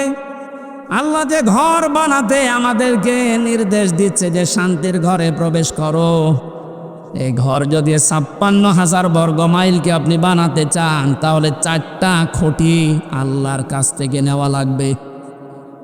এই খুঁটিগুলো যদি কেউ ভারত থেকে নেয় বিপদে পড়বে। ওরা এখন বিপদে আছে। হ্যাঁ, কথা বলেন না কেন? ওরা বহু চেষ্টা চালিয়েছিল ওই সময় পাকিস্তান থেকে আমাদের এই চেষ্টাকে ভাগ করার জন্য। ওরা যেমন সাহায্য করেছে 7 সিস্টারের মাধ্যমে ওদের দেশকে ভাগ করার জন্য, আমরাও সাহায্য করব। চালান আমরা শোধ দিয়ে দেব। আপনি যা করিয়েছেন আমরা ওইটাই করব। আপনারা ওই সময় ভাগ করে যদি আমাদের বন্ধু হয়ে যান, আমরাও কথা বলছেন। শুরু হয়ে গেছে অলরেডি। আলাদা পতাকা বানিয়ে উড়িয়ে দিয়েছে মণিপুরে। খেলা হবে না, খেলা আরম্ভ হয়ে গেছে। আপনারা যেমন আমাদের এতদিন বলে আমরা বন্ধু, কারণ আপনাদের সেই পাকিস্তান আর এই বাংলাদেশ মাঝখানে ছিলাম, আমরা আলাদা করে দিয়েছি, এই জন্যে আমরা আপনার বন্ধু। আমরাও পাশে তো দেখলাম ডক্টর ইউনূস প্রথমেই ঘোষণা দিয়েছিল এদেশকে অশান্ত করার জন্য যদি চেষ্টা চালান 7 সিস্টার থাকবে না। ওরা যদি নাও করে, ওনার পেছনে যে দেওয়াল আছে তারা হয়তো একটু কাটি নাড়াচ্ছে। এটা আন্তর্জাতিক যে বিষয়গুলো আমি এখানে বলতে চাচ্ছি না। যাই হোক, আমি এতটুকু টাচ দিলাম, ওরা আমাদেরকে পাকিস্তান থেকে আলাদা করে যদি ওরা বন্ধু হয়, ওদেরকে আমরা এই 7 সিস্টার 7টা অংশে ভাগ করে বন্ধু হব। আমরা তো আর ওরা একটা করেছিল, আমরা 7টা করে দিচ্ছি। আমরা আরো বড় বন্ধু না?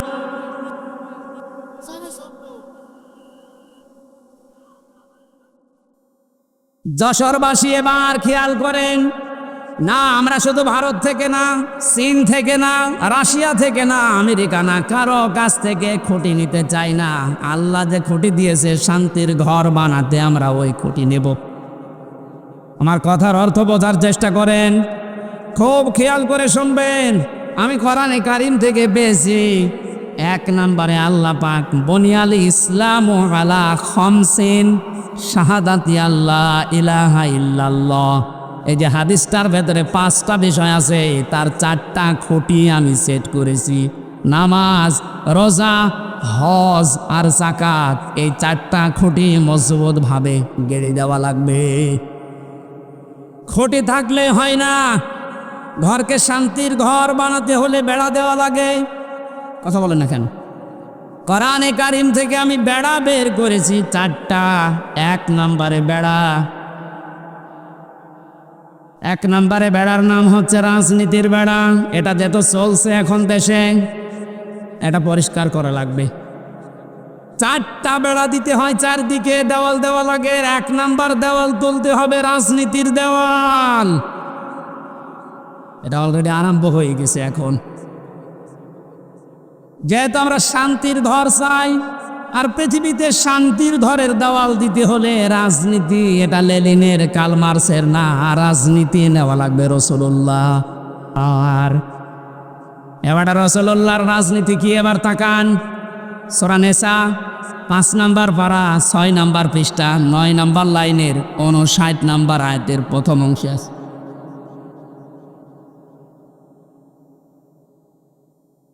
শেষ করে দেব না? ওই লোকটাকে তুলে আমার চেয়ারে বসি।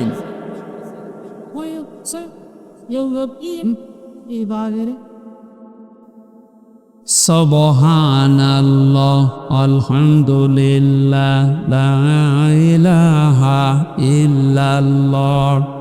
সুবহানাল্লাহ, আলহামদুলিল্লাহ, লা ইলাহা ইল্লাল্লাহ। মাইকের আওয়াজ আরো বাড়ান, গলা ব্যথা করছে। সুবহানা, এই দেখলেন, আমি তো রসনের স্বাদ। মাইকের কিন্তু বদনাম করে দেবো। এখন আওয়াজ দিচ্ছেন না?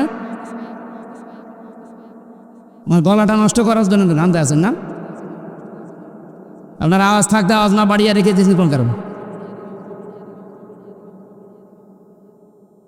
সুবহানাল্লাহ আলহামদুলিল্লাহ লা ইলাহা ইল্লাল্লাহ।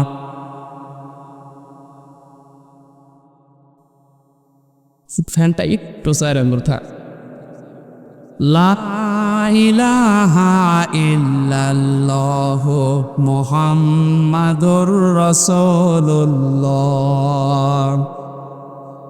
যশোরবাসী, শান্তির যে ঘর আমরা নির্মাণ করতে যাচ্ছি, এ ঘরে যারা রাজনীতির বেড়া হিসাবে থাকবে, এই মানুষগুলোকে অনুসরণ করার একটা বিশাল সুন্দর সিস্টেম আল্লাহ আয়াতে দিয়েছেন।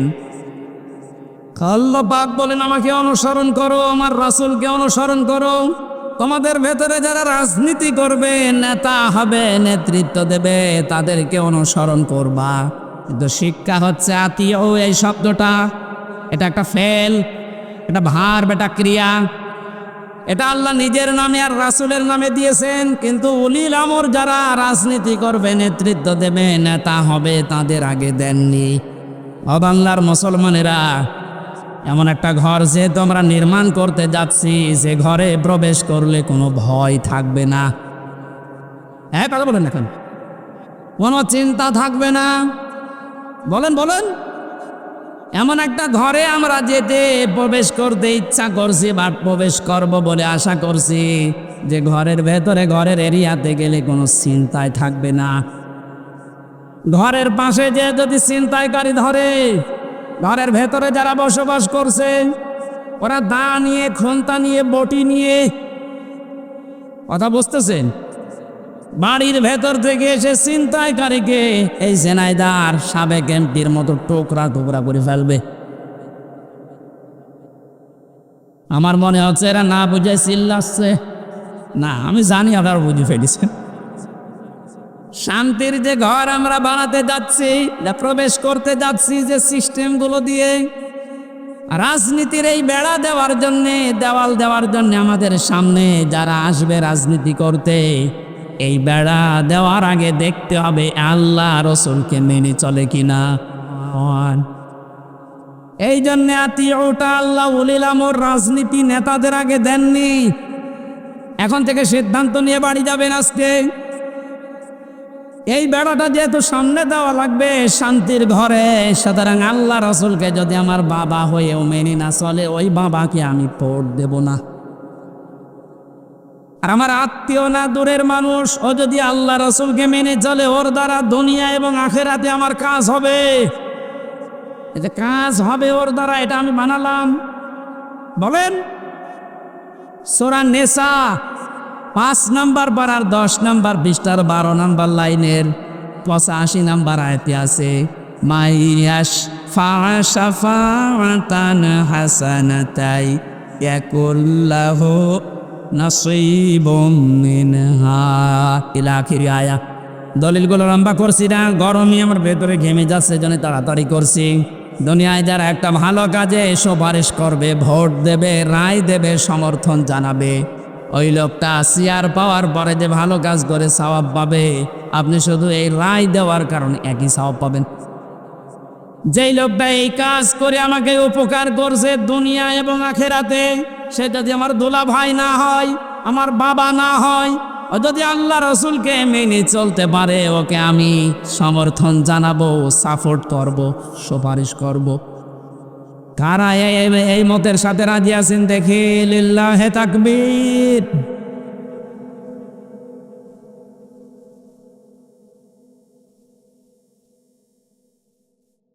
এই কথা বোঝার চেষ্টা করেন। আমি এখন যেটা বললাম এটা তো রাজনীতি হয়ে গেল না। না, এটা যদি রাজনীতি মনে হয় তাহলে সূরা নিসার 59 নম্বর আয়াত কেটে আপনি বাদ দিয়ে দেবেন। আমি ব্যাখ্যায় এইভাবেই পড়েছি, মারিফুল কোরআন নিয়ে আসেন, ওখানে ভয়ঙ্কর ট লেখা আছে। আমানাত বহু বচন, এই শব্দের ব্যাখ্যায় ভোট, রায়, সমর্থন, সুপারিশ এগুলো লেখা আছে।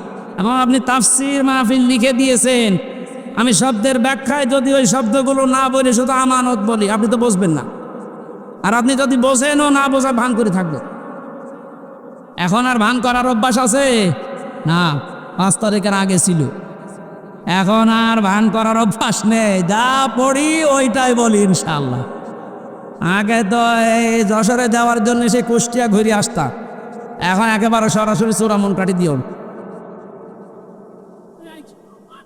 রাজনীতির বেড়াটা ঠিক করবেন আশা করছি। 2 নম্বরে বেড়ার নাম পেয়েছি আমি সমাজনীতি, 3 নম্বরে পরিবার নীতি, 4 নম্বরে আন্তর্জাতিক যে নীতিটা আছে এইটা। এবার আমি 3টা বেড়ার কথা বললাম। পারিবারিক নীতির যে বেড়া, আমি ব্যাখ্যায় যাব। আর কয়েকটা জিনিস লাগে ঘর বানাতে। আমরা দেখি শুধু বেড়া দিলে ঘর হবে না, ছাউনি দেওয়া লাগবে, চাল দেওয়া লাগবে, ছাদ দেওয়া লাগবে। গ্রাম্য মানুষ যারা ঘর বানায় 4 চালা ঘর, এদিকে একটা, এদিকে একটা, ওইদিকে একটা, এইদিকে একটা। চাল লাগে কয়টা? আমি কোরআনে কারিম থেকে 4টা চাল বানিয়েছি। 1 নম্বরে ইমানের চাল। যদি কেউ শুধু ছাদ দিতে চায়, পুরা ইমানটা দিয়ে ঢেকে দিলেই সম্ভব, আর অসুবিধা নেই। যদি 4টা চাল কেউ দিতে চায়, কোরআন জানিয়েছে সৎকর্মের চাল দেওয়া লাগবে, যুদ্ধনীতির চাল দেওয়া লাগবে, সমাজনীতির চাল দেওয়া লাগবে। এই চালগুলো যদি একটা একটা করে কোরআন যেভাবে দিতে জানিয়েছে ওইভাবে আমরা দিতে পারি। শুধু চাল দিলেই হবে না, ঘরে প্রবেশ করার জন্য একটা দরজা লাগবে।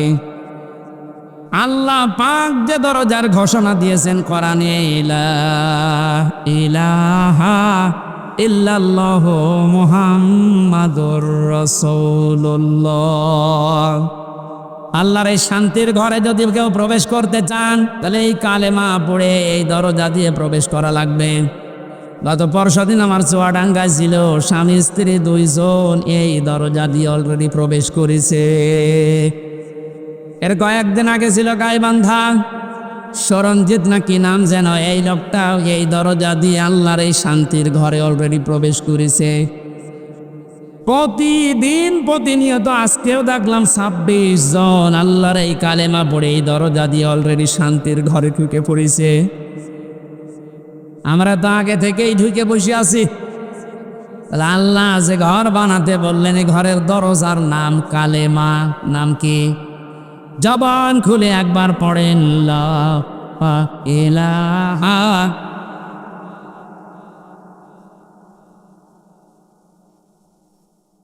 ঘরে এবার প্রবেশ করছি যারা, এ ঘরে প্রবেশ করতে হলে আংশিক পা দিয়ে আর 1 পা বের করে রেখেছি, শান্তিতে থাকতে পারবেন। দরজা দেওয়া লাগবে না।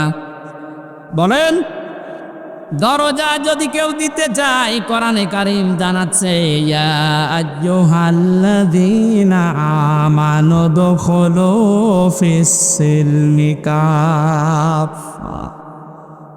সূরা বাকারা 208 নম্বর আয়াতের প্রথম অংশে আছে, ও হে ঈমানদারেরা, তোমরা যদি সত্যি শান্তি পেতে চাও, আমি যে ঘর দিলাম ইসলামের, এখানে আংশিক প্রবেশ করবা না, পুরাপুরি প্রবেশ করো। জোরে বলেন আল্লাহু আকবার। ঘরে প্রবেশ করে যদি দেখেন জ্বালানা নেই, থাকতে পারবেন? আরামে ঘুমাবেন, দরজা বন্ধ, জ্বালানা দিয়ে চুরি হয়ে যাবে। আল্লাহ পাক এজন্য জানিয়েছেন, এই ঘর শান্তিময় রাখতে হলে আগে জ্বালানা ঠিক করো। আমরা কোনো ঘরের 2টা 3টা 4টা পর্যন্ত জ্বালানা দেখি। কোরআনে কারিম থেকে আমি জ্বালানা পেয়েছি, এদিক থেকে বাতাস ঢুকবে, ওই দিকে বের হয়ে যাবে। 2টা, একটা মুআমালাত আর একটা মুআশারাত। আমিরে জামাত ডাক্তার শফিকুর রহমান যেটা এখন অলরেডি আরম্ভ করেছে, এই কথা বলছেন, শান্তির এই ঘরে থাকতে হলে জ্বালানা লাগবে, আর একটা দিলে হবে না। একটা জ্বালানা দিলে বাতাস একদিকে প্রবেশ করে দম বন্ধ হয়ে যাবে, এটা যেন বের হতে চায়। এই জন্যে আমাদের মুআমালাত মুআশারাত ঠিক করা লাগবে। মানে ভারতকে জানিয়েছেন, আপনাদেরকে আমরা বন্ধু হিসাবে পেতে চাই। চীনের রাষ্ট্রদূত সেদিন যে প্রশংসা করেছে, জালেমরা তো নেই, অনেক মুনাফিক এখন চলে যাচ্ছে। কত বিচক্ষণ লোক আপনি জানেন। আমি ছিলাম তার সাথে 4 দিন, বাস্তবতা দেখেছি। লোকটারে মাথা না, এটা একটা ম্যাগনেট। আপনি 20 বছর পরে যেটা বুঝবেন, আল্লাহ ওনাকে 20 বছর আগে ওইটা বোঝার মতো তৌফিক দিয়ে দিয়েছেন।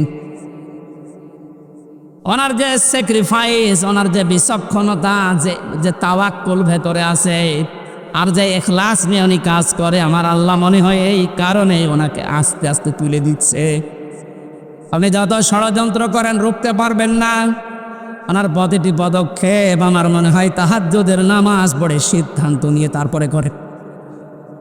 জেলখানায় যতদিন আমি দেখেছি, আমার তো সেজদা ছিল 2 মিনিট 2.5 মিনিট, আর ওনার সেজদা ছিল 1 ঘন্টা 1.5 ঘন্টা। উনি সেজদায় সে মনে হয় কাঁদতেন যে আল্লাহ আমাকে আরো ছেলে মেয়ে বেশি দাও, আমার সম্পদ আরো বাড়িয়ে দাও। কি করেছে 1 ঘন্টা 1.5 ঘন্টা সেজদায় বসে বসে? এমন এমন কিছু উনি এই যে বছরের পর বছর জেল খাটার মাধ্যমে চেয়েছিলেন, আমার আল্লাহ ওই চাওয়াগুলো জিনিস এখন আস্তে আস্তে ওনাকে দিয়ে দিচ্ছে। জালেমরা বিদায় নিয়েছে, মুনাফিকদেরকে বলবো আপনি থামেন, পারবেন না।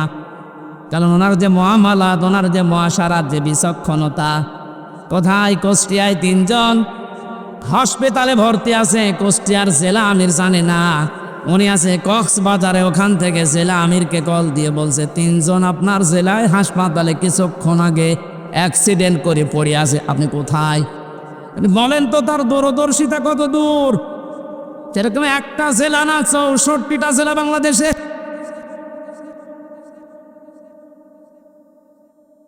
শুধুমাত্র জ্বালানো দিলেই হবে না, আন্তর্জাতিক যে জ্বালানোগুলো আছে উনি ঠিক করার জন্য চেষ্টা চালাচ্ছে। আল্লাহ যেন ওনাকে নিজের কুদরত দিয়ে পরিচালিত করেন, বলেন আমিন। শুধু জ্বালানো থাকলেও ঘর ঠিক থাকে না, ভেন্টিলেটর লাগে। কথা বলছেন এখানে? ভেন্টিলেটর লাগবে না আলো বাতাস প্রবেশ করার জন্যে, ডিশের তার লাগানো লাগবে না, থাকবে ওয়াইফাই তার লাগাবেন, নাই তো আপনি আন্তর্জাতিক বিশ্ব নিয়ে খেলবেন কি করে, জানবেন কি করে? এজন্য ভেন্টিলেটর লাগবে কমপক্ষে 2টা 4টা। আল্লাহ রাব্বুল আলামিন কোরআনে কারিমে এমন সুন্দর সুন্দর ভেন্টিলেটর দিয়েছেন। সূরা আলে ইমরানের 85 নম্বর আয়াতে আছে, সূরা আলে ইমরানের 83 নম্বর আয়াতে আছে, সূরা আলে ইমরানের 19 নম্বর আয়াতে আছে। সুবহানাল্লাহ বলতে পারেন না? আমার গলা ব্যথা করছে, এজন্য দলিলগুলো শুধু নাম বলছি। এভাবে যদি ঘর আমরা একটার পরে একটা পয়েন্টে যে সাজালাম, এগুলো একটা করে এখন ব্যাখ্যা আরম্ভ করব। আমার যে প্রথম ঘরের খুঁটির পরে যে চাল আমরা দিয়েছিলাম, নামাজের ব্যাখ্যা, রোজার ব্যাখ্যা, হজের ব্যাখ্যা, জাকাতের ব্যাখ্যা, একটা একটা করে খুঁটির ব্যাখ্যা দিলে এরকম 4 দিন লাগবে। আর এগুলো সব কম বেশি জানি না, জন্য এই খুঁটিগুলো আমার বলার দরকার নেই। কয়েকটা চালের কথা, কয়েকটা বেড়ার কথা, দেওয়ালের কথা আমি বলছিলাম। তার ভেতরে একটা রাজনীতির বেড়া আমরা ঠিক করব তো ইনশাল্লাহ। বাস্তবে যে দেখবেন আল্লাহ রাসূলকে মানে না, ও আমার পীর হলেও ওরে মানি না, আমার বাবা হলেও মানি না, আমার ভাই হলেও মানি না। আল্লাহ রাসূলকে মেনে চলে, ও যদি এখানে বাড়ি না, আমার আত্মীয় না, কারণ এই বেড়া আমার দেওয়া লাগবে। এরপরের বেড়ার নাম পারিবারিক জীবনের বেড়া। এ বেড়ায় হাজারো মানুষের আমাদের ঠিক নেই, এখানে অনেক আলেম পর্যন্ত আছে। আমি বাস্তবে দেখেছি তাদেরও পরিবারে খাস পর্দা হয় না। আমি শপথ নেওয়ার জন্য গত 8 তারিখে 8 দিন আগে আমির জামাত এসেছিল কুষ্টিয়ায়, আমার ডেট ছিল ওই দিন। 120টার উপরে আমার প্রশ্ন করিস পারিবারিক জীবন নিয়ে, যে প্রশ্নগুলো ছিল প্রায় 17-18টা। সারা দেশে আমি ওয়াজ করে বেড়াচ্ছি, সারা দেশে আমি ঘর চাইয়ে বেড়াই, অথচ আমার ঘরের টিন নেই। আমারা যেগুলো প্রশ্ন করেছে মিথ্যা তো বলা যাবে না, বাস্তবে একেবারে সত্য সত্য মিলিয়ে দেখলাম না, মিলছে না। রকম মানে যে খুঁটি নির্ভর করা যায় এমন জিনিস, এটা আসলেই আমারে হয়নি। পারিবারিক জীবনের যে আসল খাস পর্দা, ওটা 100 ভাগ এখনো আমার আসেনি। আমারে বলছে হবে না, দিন পাল্টিয়ে দিলাম, আবার 9 দিন পেছিয়ে দিয়েছে। আমার মতো একটা নাম করা হুজুরের যদি এই অবস্থা, বাকিগুলো আল্লাহ জানে। আমাদের পারিবারিক জীবনের যে পর্দাটা, এটা অনেকে নফল মনে করে, অনেকে গুরুত্বই দিতে চায় না। আজকে আমি এখানে আসার পরে যে বাড়িতে বসেছিলাম, বাড়িওয়ালা তার বউ, মেয়ে, বেটার বউ সব নিয়ে আসতেছে, হুজুর দেখবে। এইটা তো হালকা জায়েজ আছে।